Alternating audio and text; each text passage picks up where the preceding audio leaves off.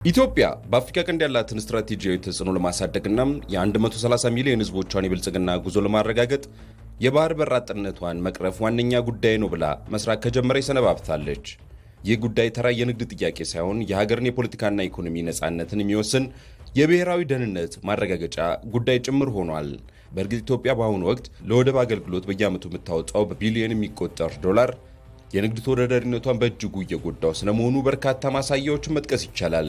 ነገር ግን በአፍሪካ ቀንድ ፈጣን የኢኮኖሚ እድገት እያሳየች በመሆኑ የባህር በር ባለቤት ለመሆን የምታደርገው ጥረት አንድም የህልውናዋ ጥያቄ ነው፣ ሌላ ደግሞ ቀጠናውን የማስተሳሰሪያ ሁነኛ የስትራቴጂው አካል ሆኗል። ይህ ጥረት የሌሎች ሀገራትን ሉዓላዊነት መጋፋት ሳይሆን በጋራ ተጠቃሚነትና በቀጠናዊ ሰላም ላይ የተመሰረተም ነው። ምክንያቱም ኢትዮጵያ የባህር በር ጥያቄዋን እያቀረበች ያለችው የዓለም አቀፍ ህጎችና ታሪካዊ መብትን በተከተለ መልኩ ስለሆነ የሚለው መልሱ ነው። የመደመር መንግስት በተደጋጋሚ እንደሚገልጸው የባህር በርን ማግኘት ጥረቱ በኃይል የሚሳካ ሳይሆን በሰላማዊ ድርድርና በሰጥቶ መቀበል መርህ ላይ የተመሰረተ ነው።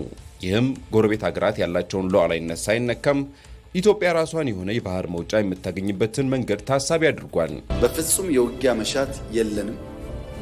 በህጋዊና ንግግር ሊፈታ ይችላል ነው። ለብዙ ሀገራት በተናጠል ተናገር ያለው የኢትዮጵያ የቀይ ባህር አክሰስ ጉዳይ አይቀሬ ስለሆነ ቅድሚያ የሚሰጠው ሰላምና ንግግር ስለሆነ እባካችሁን ሸምግሉንና መፍትሄ አምጡ።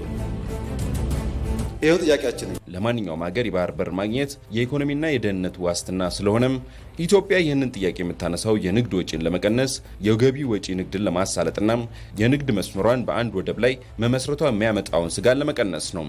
የብሔራዊ ጥቅምን ማስቀደም ከሚለው የዲፕሎማሲ መርህ ጋር በቀጥታ ይገናኛል። በሌላ በኩል የኢትዮጵያ የባህር በር ማግኘት ጥያቄ ለቀጠናው ሀገራት ትልቅ ኢኮኖሚ ፋይዳ አለው። ለምሳሌ ኢትዮጵያ በጋራ በምታለማቸው ወደቦች አማካኝነት ለጎረቤት ሀገራት የውጭ ምንዛሪና የስራ ዕድል ትፈጥራለች። አልፎ ተርፎም ከወደብ ጋር ተያይዞ የሚገነቡ የባቡር መስመሮች፣ መንገዶች እንዲሁም የኤሌክትሪክ ኃይል ትስስሮች የቀጠናውን ሀገራት በኢኮኖሚ በማስተሳሰር ግጭቶችን የመቀነስ አቅም ይኖረዋል። ይህ ማለት ኢትዮጵያና የባህር በር ጥያቄዋን ከራሱ አልፎ መላውን የአፍሪካ ቀንድ ወደ አንድ የጋራ ኢኮኖሚ ቀጠና ወይንም ኮመን ማርኬት ያሸጋግራል። በምታስመጣቸውና በምትልካቸው ምርቶች ዙሪያም የሚኖሩ የሎጂስቲክ ትስስር የጎረቤት ሀገራት ወደቦች ከፍ ያለ የገቢ ምንጭ ተጠቃሚ በማድረግ የኢኮኖሚ ጥገኝነትን ወደ የጋራ ጥገኝነት ይቀይረዋል። ከዚህ ውጪ የኢትዮጵያ በባህር በር ባለቤትነቷ በኩል በቀይ ባህርና በኤደን ባህረ ሰላጤ አካባቢ የሚታዩም የጸጥታ ስጋቶችን ማለትም የባህር ላይ ዘረፋና ህገወጥ የሰዎች ዝውውር የመሳሰሉትን ለመከላከል የምታደርገው አስተዋጽኦም የላቀ ይሆናል። ጠንካራ የባህር ኃይል ያለውና የተረጋጋ ኢኮኖሚ መሰረት የገነባ ሀገር በቀጠናው መኖሩ ለጎረቤት ሀገራትም ጭምር አስተማማኝ የደህንነት ጋሻ ይሆናል። ይህ ማለት ኢትዮጵያ ለጎረቤቶቿ የደህንነት አጋር ወይንም ሴኩሪቲ ፓርትነር ትሆናለች እንጂ ስጋት አትሆንም እንደማለት ነው።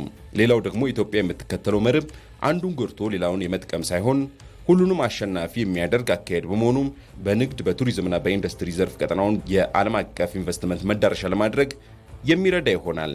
በአጠቃላይ የኢትዮጵያ የባህር በር ባለቤትነት ጥያቄ የድንበር የመገፋፋት ፍላጎት ሳይሆን በከፍተኛ ሁኔታ እየጨመረ ያለውን የህዝብ ቁጥሯን ጣፍንታም ከቀጠናው ሀገራት የጋራ እድገት ጋር ማስተሳሰርን ታሳቢ ያደረገ ስትራቴጂያዊ እይታ ነው። ይህ ጉዞ በሰላም በውይይትና በወንድማማችነት መንፈስ ሲጠናቀቅ ለአፍሪካ ቀንድ አዲስ የእድገት ምዕራፍን እንደሚከፍት ይጠበቃል።